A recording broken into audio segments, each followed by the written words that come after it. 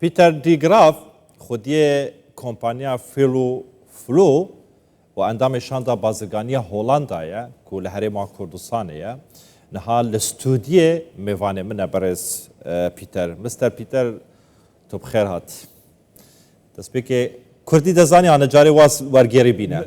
من هنده کردی دزانم زور سپاس بو کردستان 22 ایوا امتان دعوت کرد. بجی دست خوش. چون فیر بوی؟ چه فیر بوی و کردیه؟ چند جاره دی بو کردستان؟ جنم کرده. واو. یعنی تو زاوی ایمی. زاوی کردانی. Yes, I am a son-in-law from. زور باش. خیر بی. کردستان. زور سپاس. بخیر بی خوش حالم. سپاس. جناب و اندامشان دا بازرگانی هولندانه هنگ جبو چه کاره که هاتینه هرما کردستان دخوازن وکه هولندا بازرگانین هولندا لهرما کردستان چه بکن و هرما کردستان چاوا دیت یف شوی که گشتی وکه شاند Well, thank you for having us. زور سپاس بو ام درفتا اما لا هولندا میجویکی دور دریشی بازرگانی من هی لگال هرمی کردستان اما لیرین بوی درفتک هبید تاوکو ببینین بزنید چون دتوانین و برهنان بکن و یارمتی کردستان بدین و کردستانیش یارمتی اما بدات. کشو هوای کردستان هک چواد بینن جبو کار بازرگانی جبو و برهنانه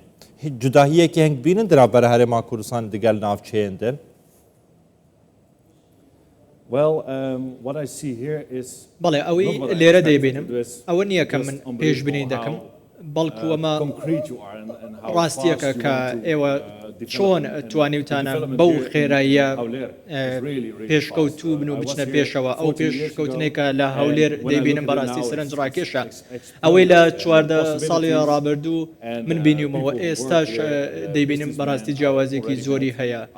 خلکی بزنسمان و سرکر دی بازرگانی هاتونه تا ایرا و برهنان دکن و اما دیمانێکی ئەرێنیە کاتێک کە من قسەم لەگەڵ خەڵکی کوردستان کردووە هەستێکی ئەرێنی زۆر باشیان پێداوام کە چ دەرفەتێکی ناوازە هەیە لە هەرێمی کوردستان بەرز پیتەر تو لێرە دژیان هۆڵەندای دژی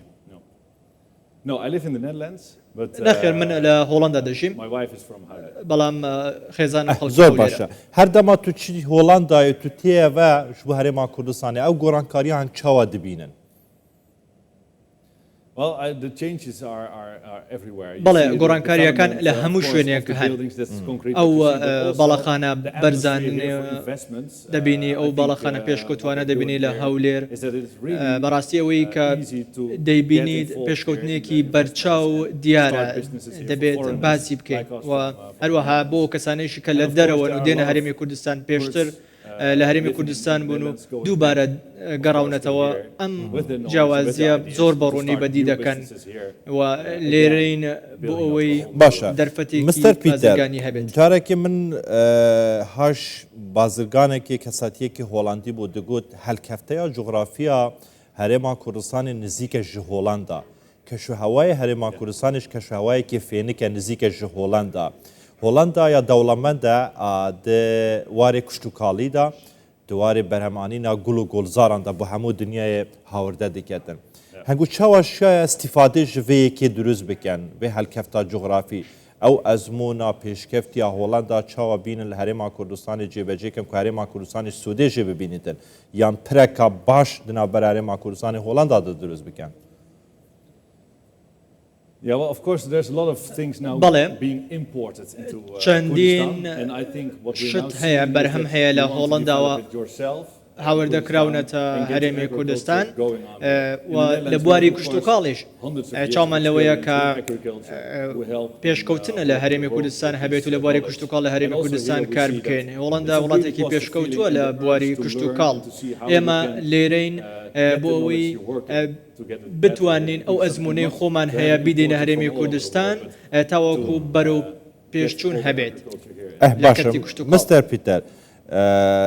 جبلی شاندا هۆڵندی نها شاندەکە ئەمریکیش لێرەیە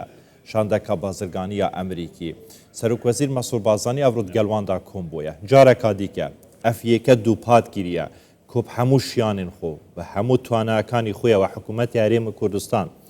کاراسانیان دکەتن ji bo weberhênerên biyanî bo vê çendê ku bên karê weberhênanê bazirganê Herêma Kurdistanê bikin. Hing vê derfetê weke weberhêner weke bazirganên biyanî çawa dibînin ji bo encamdana karên xwe serkeftina weberhênereka baş, bazirganiyeka baş.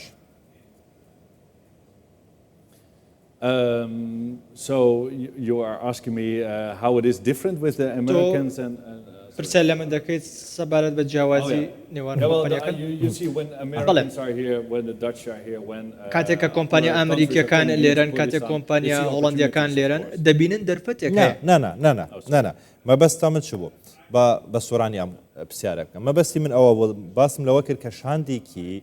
بازرگانی ئەمریکاش ئەمڕۆ لێرەیە شاندێکی بازرگانی تایلندیش لێرەیە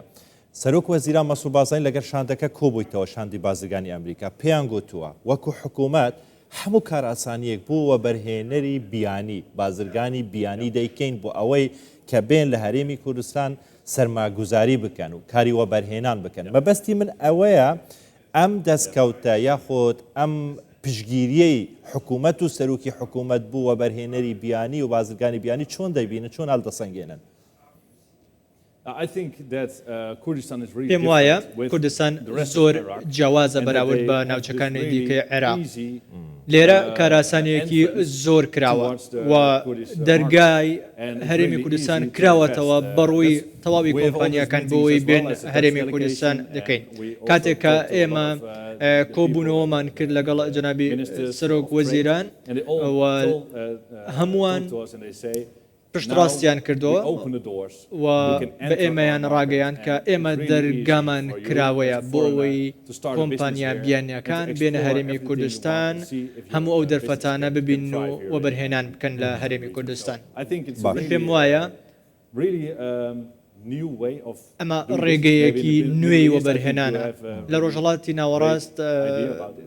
بیرۆکەی زۆر هەیە بەڵام لە هەرێمی کوردستان زۆر جیاوازترە ئایندەی هەرێمی کوردستان چۆن دەبینن